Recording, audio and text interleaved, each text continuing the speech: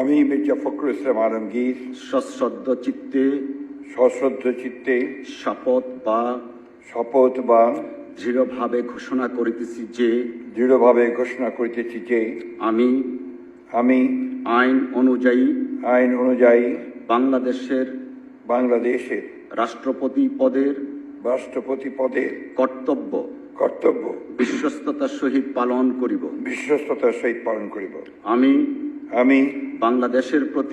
বাংলাদেশের প্রতি অকৃত্রিম বিশ্বাস ও আনুগত্য পোষণ করিব।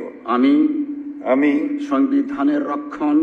সংবিধানের রক্ষণ সমর্থন ও নিরাপত্তা বিধান করিব এবং আমি ভীতি বা অনুগ্রহ অনুরাগ বা বিরাগের বশবর্তী না হইয়া সকলের প্রতি আইন অনুযায়ী যথাবিহিত আচরণ করিব।